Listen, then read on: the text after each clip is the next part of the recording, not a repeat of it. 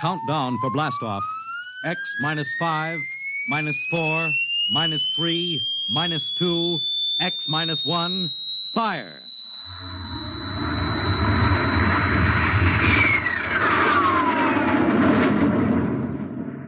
From the far horizons of the unknown come tales of new dimensions in time and space.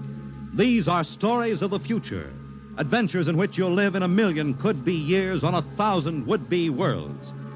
The National Broadcasting Company presents X minus 1.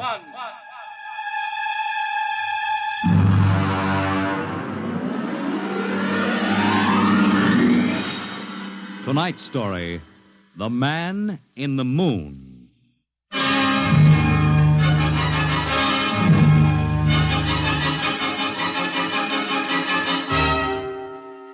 Attention, attention. This is the Federal Bureau of Missing Persons calling all local agencies. Attention, this is a coded report nationwide. Missing since 9 o'clock this morning the following persons: Smigley Jonathan, 5 feet 8 inches tall, brown hair, brown eyes, mastoid scar behind right ear, last seen wearing blue top coat and tan cap, wanted by Los Angeles. Hello, get off this wavelength. This is a restricted band. Hello, Earth. Whoever you are, you're on a coded wavelength. Earth. Tune out. This frequency is reserved for the Federal Bureau of Missing Persons. Hello, Earth. This is the moon calling Earth. Hello, Earth. This guy's loony. This is Jake in transmission. Jake, this is Charlie of the code room. Some crackpot is on our frequency. Yeah, I heard him, Charlie. I've got CQ trying to trace a source now. We should have a triangulation any second. Well, hurry it up, will you? Some ham is in for a good stiff fine by the FCC. Yeah, they ought to take his license away. Oh, here comes Lenny with the directional fix. Right. Thanks, Lenny. Hey, what's this? This is impossible.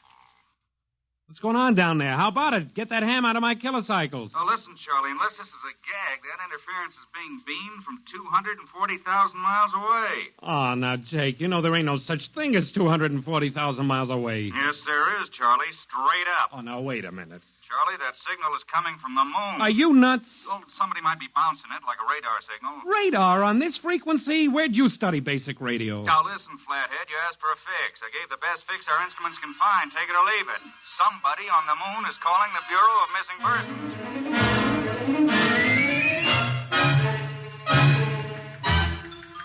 Mr. Timken. Mr. Timken. What's the sweat, Charlie? Shouldn't you be broadcasting? Listen, Mr. Timken. You know I'm a sober citizen, right? Hmm? Never once have I broadcast with the smell of alcohol on my breath, right? Right. In all your 12 years here at the Bureau, did I once ever... What's the matter, Charlie? We're picking up a message on our Well, wavelength. did you report to the FCC? I ain't got the nerve. Well, what's wrong? You'll scream when you hear this, Mr. Timken. You'll jump right out the window, but... We are getting an SOS from the moon.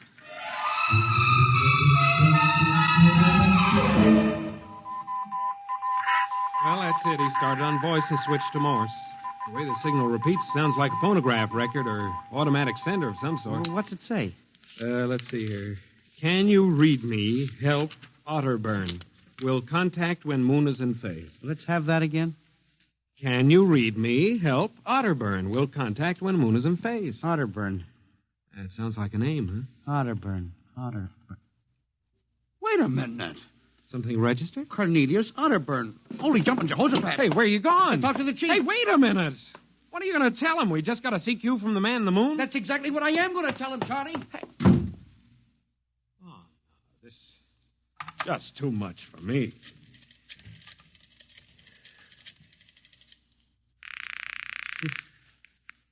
Washington Star Ledger. Let me have O'Brien on city desk. A moment. O'Brien? Seamus, Yeah? Charlie Starbuck down at the Missing Persons Bureau. You want a hot one? No kidding. This'll cost you a beer, okay? All right, shoot, Noodle Brain. I'll stay on your wavelength for 30 seconds. Okay. We just got a radio message from the moon. Yep. What? From the moon. Call me back when you're sober. Okay, Seamus, if you don't know a story when you see one, I'll send you the name of a good psychiatrist. So long, Orson Welles. How do you like that? You don't believe me.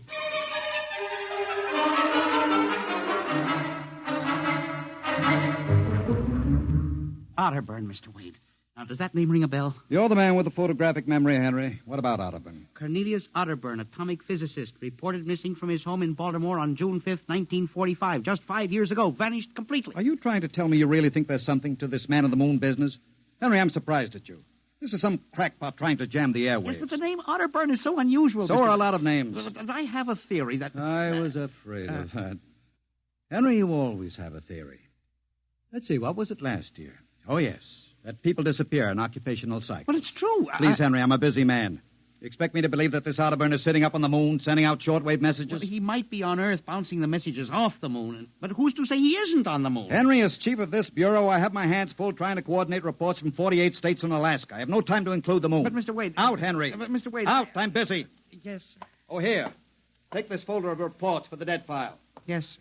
And no more nonsense, eh, Henry? Yes, sir. I appreciate that you have a very dull job filing old missing persons reports, and I appreciate that you take an active interest in the affairs of the Bureau.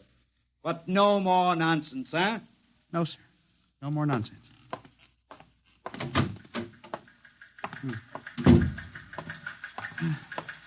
Pardon me. You are Mr. Henry Timken. That's my name. Permit me, Jefferson Philo, scientific feature writer. Oh, how do you do?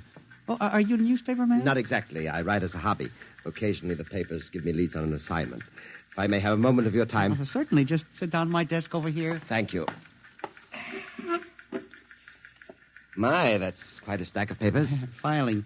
I'm the records custodian of the Bureau. 12 years and never misplaced a record. Magnificent. I admire the precise mind, Mr. Timken. Of course. Now, Mr. Timken, Mr. O'Brien, the editor of the Star Ledger, said I might drop by and investigate a rumor. Only a rumor, mind you, that a message from the, moon? Well, we aren't certain it's from the moon. It may be a bounce. They have bounced radar waves off the moon, you know. Yes, I know. I wrote the first newspaper article on it. Really? I'd be interested to read it. I must have a copy in my briefcase. Well, don't bother. Oh, but I insist. Oh, yes. There you are. I'll leave it on your desk. Oh, thank you very much. Now, about this message from the moon, Mr. Timken. Well, now, we don't know for sure, as I said. But I believe that this message, wherever it originates, is from Cornelius Otterburn. The physicist? Oh, do you know him? I once wrote an article on his contributions to nuclear mechanics. A brilliant man, Otterburn. Years ahead of his contemporaries. Well, whoever is sending those signals, if he isn't on the moon, is at least using the moon as a sounding board, bouncing the signal. But why, Mr. Timken? Why? Well, if you will come here tomorrow night at 8, Mr. Philo, we may learn the answer to that question.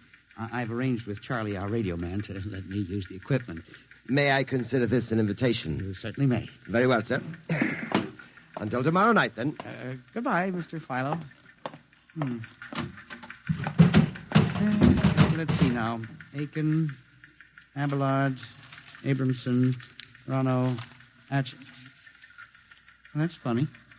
Now, where did this list of names come from? Paul Ahrens, astromathematician. Robert Simons, electronic engineer. Carl Parker, mining specialist. Well, this must have got mixed up with the papers on my desk by accident. Peculiar list of names.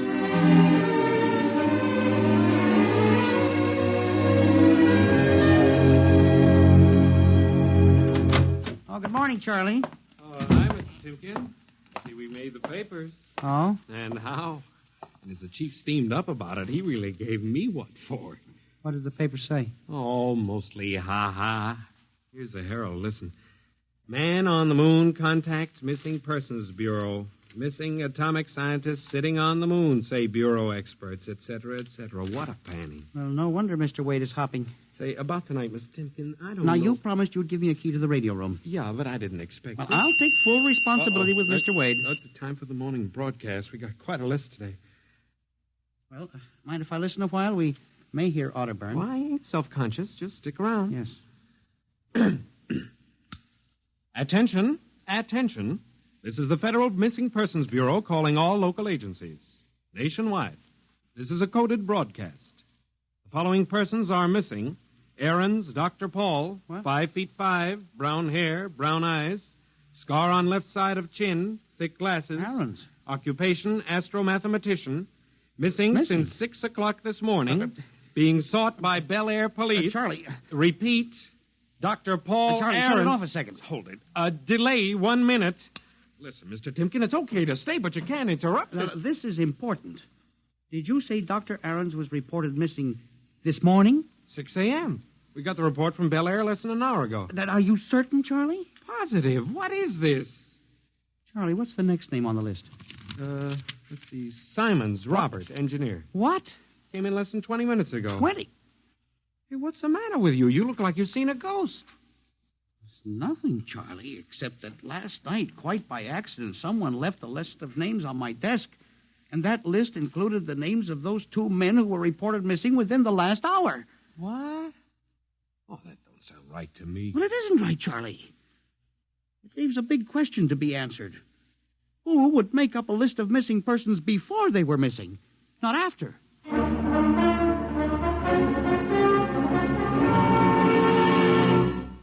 And you say this list of names was left on your desk accidentally? Well, I believe so, Mr. Wade. Do you have any ideas, Henry? Well, it's hard to say. Mr. Philo left some papers from his briefcase. Mr. Philo? Well, a science feature writer. I see. You were the leak on that story, then? Yes, sir, I'm afraid I was. I didn't think it would be treated as a laughing matter. Well, we'll deal with that later. Yes, sir. What's this Philo like? Well, he's a strange old duck, bald, thick glasses, tall. He walks stooped over. Seems to know a great deal about scientific data, but, of course, being a science writer, Is there any other possibility? I believe that this is all hooked up with the broadcast from Otterburn. That seems to be a very remote possibility. Well, the Missing Persons Bureau deals in remote possibilities, Mr. Wade. I do not require a statement of policy. Yes, sir. What's the theory? Well, for some time now, it has been my contention that in a country like ours, where even the cleverest criminal can be ferreted out and located eventually, there is no such thing as a missing person. I was afraid of that. Now, for 12 years now, I have kept the central files, where information from all over the country is channeled and recorded. I have made a private study. This is beginning to sound familiar, Henry. And I have discovered that each year, literally thousands of persons vanish, leaving no trace. They are never located. Where do they go? Nobody knows. And they disappear in interesting cycles. what sort of cycles? Occupations, for example. One year we'll have a run on, well, say, coal miners. Next year, the proportion of engineers increases. And then scientists. And What do you think happens, Henry? I don't know, Mr. Wade, but I'm beginning to suspect that somebody else has discovered the same phenomenon, even to the point, perhaps, of being able to predict who will turn up among the missing next. Philo? Well, I don't know. But I would like to find out. And you think Otterburn may be a part of this picture? Mr. Wade, I definitely do. Henry, do you honestly expect me to buy an idea like that? It is more than an idea. The 2 top men on this list are missing, and... Maybe so, but the rest of them aren't. Parker, Watson, Gibbs. Why, I saw Parker in the restaurant where I had lunch today. Yes, but and if Mr. you think Wade- I'm going to make myself a laughingstock by accepting such a crack-brained theory... Well, Excuse me. Yes. Hello, Wade speaking. Yes? Yes? I see. What name? Just a moment. Henry, let me see that list again. Here you are, sir. Go ahead. I see. I'll get back to you. I guess I owe you an apology, Henry. Sir? Carl Parker was just reported missing. Parker? 3rd man on your list. Holy mackerel. Exactly. Henry, for a good many years now, I've ridiculed these theories of yours. I don't know. Perhaps I've underestimated you. Maybe this time you've really stumbled onto something. What do you intend to do, Mr. Wade? I don't know. I haven't thought it out yet. I was planning to listen for another broadcast tonight in the hope that Otterburn might try to contact us again. Good idea. I believe I'll join you. I also invited Mr. Philo, the feature writer. Oh? I'll be glad to meet him. I'm beginning to get interested in you, Mr. Philo. Mr. Wade, you don't think... That he's mixed up in this? Yes, sir. I don't know, Henry. But it suddenly strikes me that we don't know very much about him, really. We ought to contact the police. No, Henry. I think we're better off keeping this between ourselves for the moment. We're dealing with the unknown. And in solving an equation for the X factor, it's often easier to limit the number of terms. You follow me? I don't know, Mr. Wade. There may be more danger in what you have discovered than you are aware of. Let's keep it quiet. You agree? Maybe you're right, Mr. Wade. I hadn't thought of the danger involved.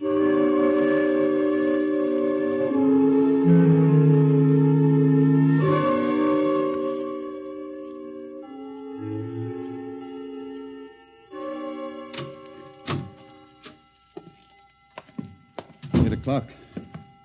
My friend Mr. Filer was late. Well, he said he'd be here. He strikes me as a man who keeps appointments. Look out the window. Yes, sir. The moon is almost in direct phase.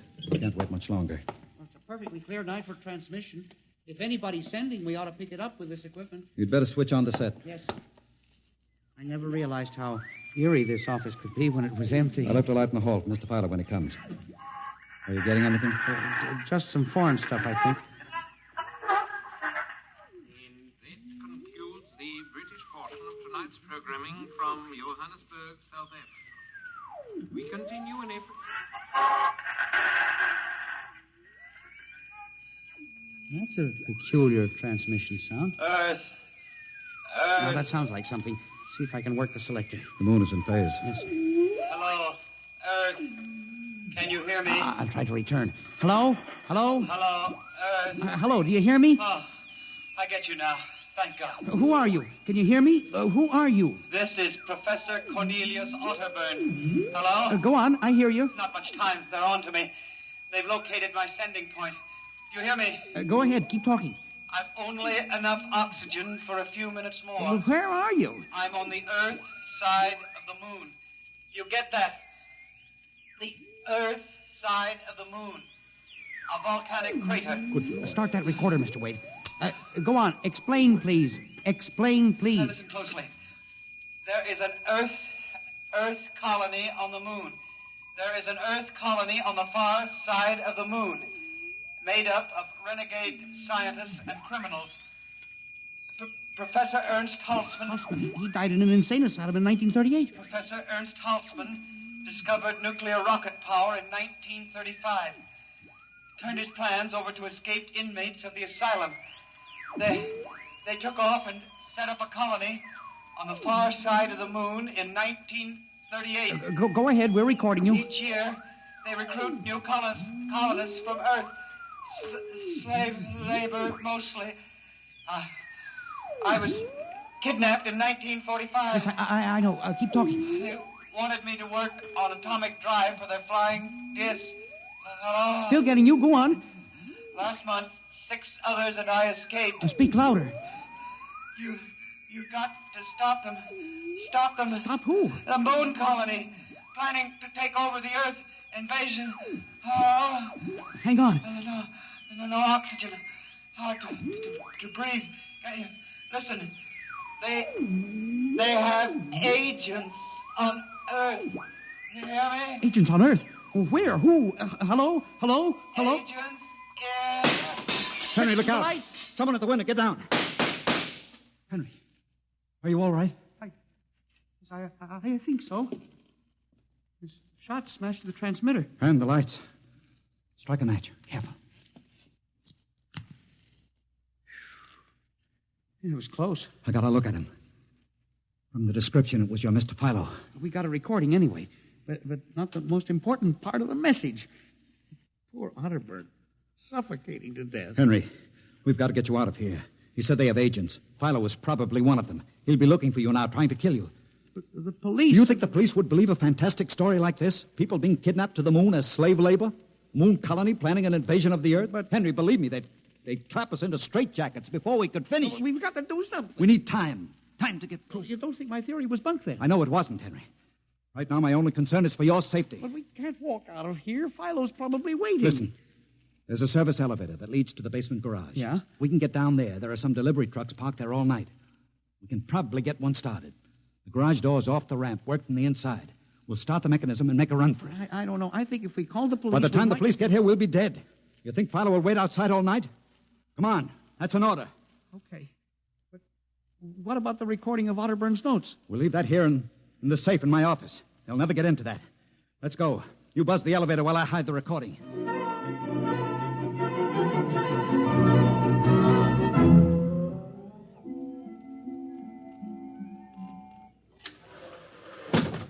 This is the basement.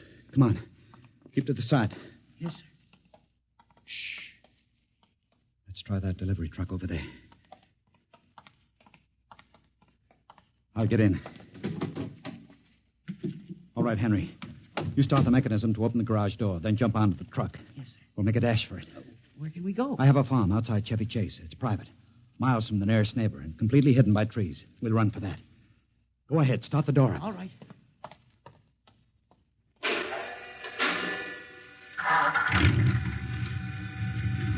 Quick, jump in. Let her go, Henry. Cross your fingers.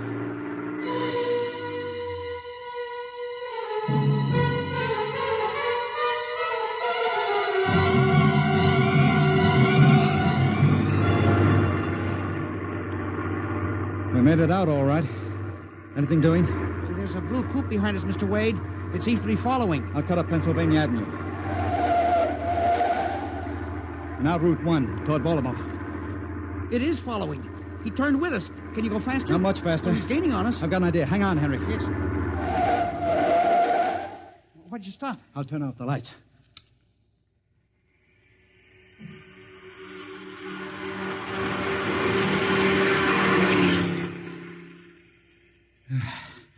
It worked. He shot right past us. Now we'll double back and go out another route.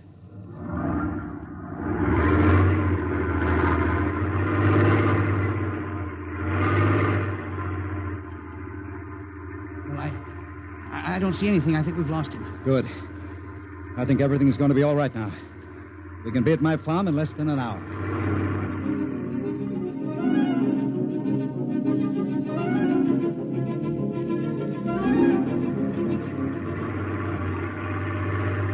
Not much longer now. Is anyone behind us? I thought I saw the blue coupe again, but I was mistaken. Whew. This place is really out in the wilderness. We can stay here indefinitely till we'll figure out the next move. Now, just up this dirt road now. There's the house up ahead. You're not going toward it. No, I have a better idea. There's a big abandoned wheat silo on my grounds. It's down a hollow where it can't be seen except from the air. And even then, the oak trees shield it. We'll hide you out there. Now, we leave the truck here. It'll never be seen. Come on. Yes. How did you ever find this place, Mr. Wade? I've always liked seclusion. I bought it about 12 years ago. Come up here in the summertime to get away from it all. There's the silo. It's certainly well hidden. There's a small door around the side. Come on. Be careful of those bushes. Yes. It's hard to see them in the dark. Do you suppose Philo will find us? I assure you, Henry, Mr. Fowler will never find us here. Not in a million years. Here's the door.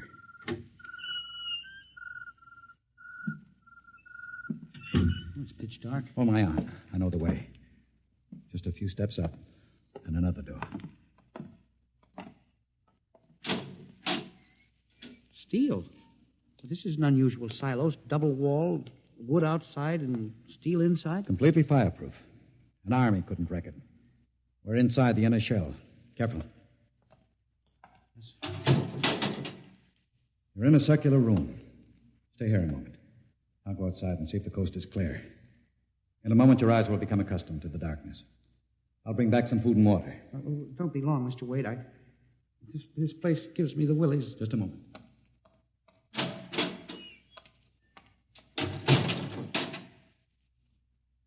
Mr. Wade. I swear I hear something. Mr. Wade. What's that? There is something. Good Lord. There's someone in here. It's locked. Oh, no. Mr. Wade!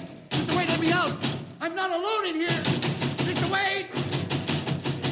This must be a light switch. Thank God. Oh, no. People. 10, 15, 20. Mr. Wade, help! Help! It will do you no good to shout, Henry. Mr. Wade, where are you? Outside. Speaking over the intercom. Mr. Wade, there are people in here. 15 or 20 of them. They're sitting like statues, just staring at me. They won't hurt you, Henry. What? They've all been drugged. They're even more helpless than you. But who are they? Permit me to introduce them, Henry, since they're currently unable to introduce themselves. The gentleman seated before you, the one with the scar, is Dr. Paul Ahrens, the astro-mathematician. Next to him is Mr. Robert Simons, electronic engineer. Names on the list. Yes, you're familiar with the rest. They've all been, shall we say, recruited for work with Professor Halsman's group on the moon. moon. Then you're one of them. Of course. Oh, yes. There's one whose name was not on our list. If you'll turn around, Henry, you'll recognize the drugged form of your old friend, Mr. Philo. Philo? But I thought... That he was part of the conspiracy? No.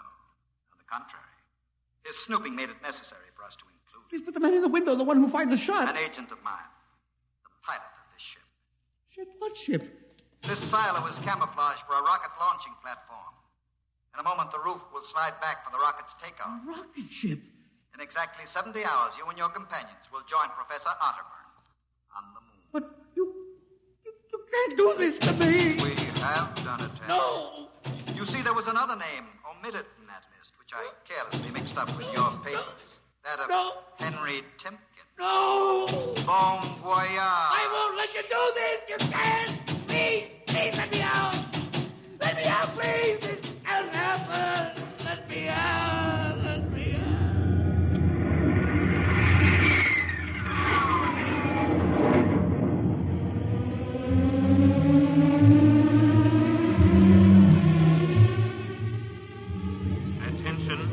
Attention. Missing since 8 o'clock last night, the following persons.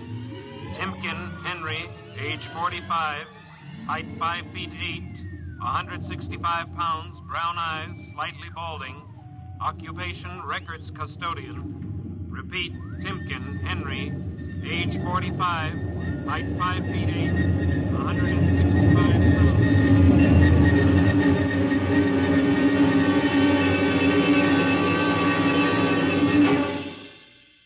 In just a moment, a word about next week's adventure. Tonight, by transcription, X-1 has brought you The Man in the Moon, an original radio drama written by George Lefferts. Featured in the cast were Louis Van Rooten as Henry, Santos Ortega as the Chief, Ross Martin as Charlie, Sidney Smith as Otterburn, Bob Haig as Jake, Joe DeSantis as Philo, and Ed Latimer as O'Brien. Your announcer, Fred Collins. X-1 was directed by Fred Way and is an NBC Radio Network production.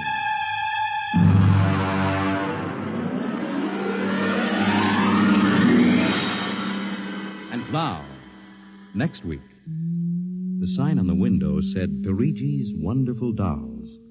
A woman and a child waited outside. The little girl peering eagerly through the window, and the woman glancing impatiently at her wristwatch, as if expecting someone who was late for an appointment. And there was nothing about Perigi's doll shop to warn them that they were waiting to keep an appointment with Doom at X minus 1.